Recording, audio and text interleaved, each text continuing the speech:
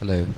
हाँ जी, हम सब अपने पाँव पर खड़े होंगे और अपने मसीही होने का इकरार रसूलों के अकीदे के मुताबिक करें।